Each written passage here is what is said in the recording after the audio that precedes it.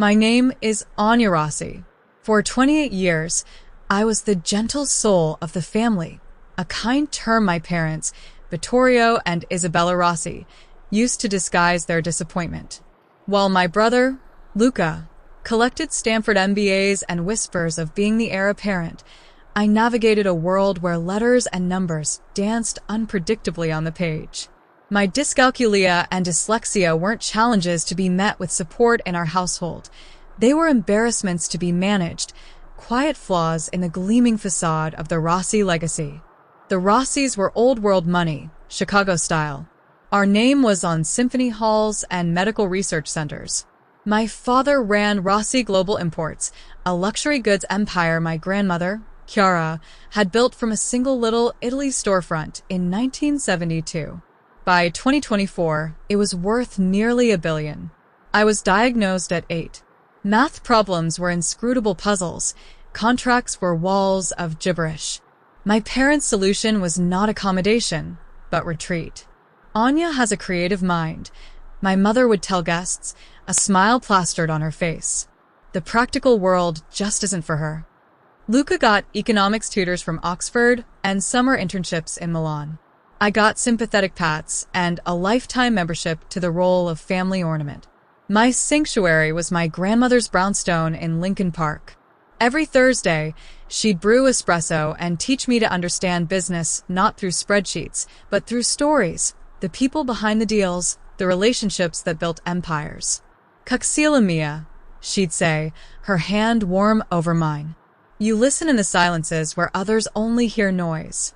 That is your gift. I learned to adapt.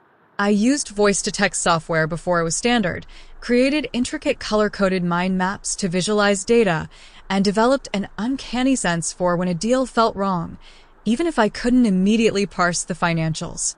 A skill born of necessity became my secret language. After graduating from a liberal arts college, I begged for a chance at Rossi Imports. My father, with visible reluctance, made me a client relations associate, a fancy title for a glorified event planner. Salary, $45,000. Luca joined the same week as VP of Strategic Acquisitions. His salary, $300,000. My world was centerpieces and seating charts. But from my desk near the kitchen, I heard things. I saw patterns.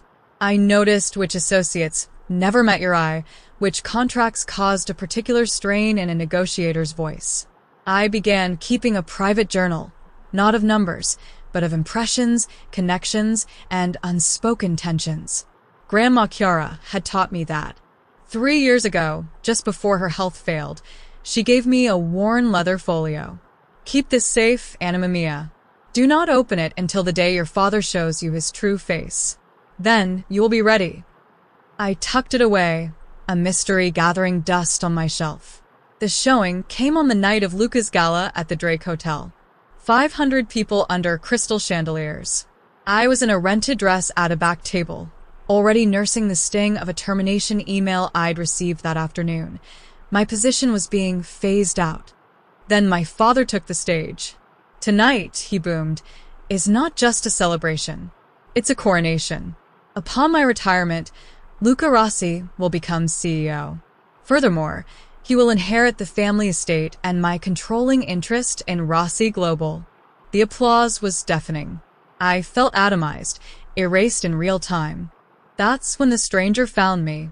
An elegant woman in a steel gray suit extended a cream envelope. Ms. Rossi, I'm Elistra Thorne, your grandmother's executor. She instructed me to deliver this upon the occasion of your formal disinheritance. Her gaze was unwavering.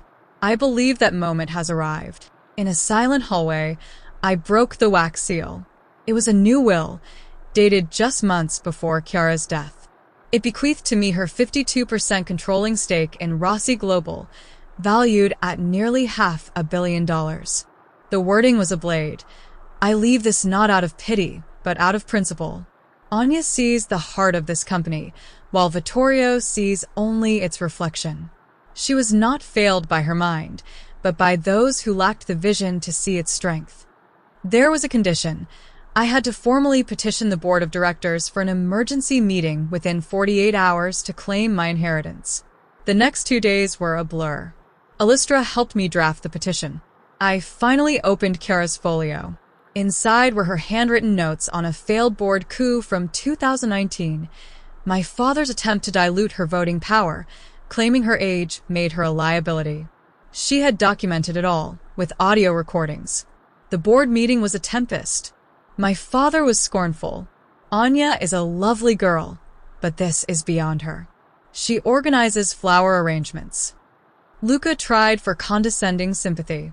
We've always protected Anya from stresses she can't handle. I said nothing. I simply laid Kiara's will on the polished table, played a clip of my father scheming against his own mother, and presented the shareholders' agreement that proved my newfound control. The room stilled. My father's face collapsed from arrogance into sheer, uncomprehending shock. The board, many of whom had loved Kiara, voted swiftly. They did not strip my father of his title that day. Instead, at my suggestion, they held a vote of confidence. He lost decisively. He had 30 days to resign. Afterward, in the marble lobby, he stared at me as if seeing a ghost. You ruined us." "No," I said, my voice quieter than his but solid. "Grandma Chiara saved me." "You just never saw the battle she was fighting." In the months that followed, I didn't take the CEO chair. I accepted a created role, Director of Ethical Partnerships. I used my shareholding power to steer the company towards sustainable sourcing and artisan collaborations, things Chiara had always valued. My father resigned. Our relationship is now a fragile, distant thing. Luca, after his own crisis, approached me haltingly. "We're learning, for the first time, how to be siblings without the toxic hierarchy our parents enforced. My mother and I have painful, necessary lunches." The empire didn't crumble. It evolved. I live in a loft overlooking the city, and on my wall hangs Chiara's favorite portrait. Sometimes I talk to it. They called me slow, Nana. They called me gentle. "And you were patient," she seems to whisper back.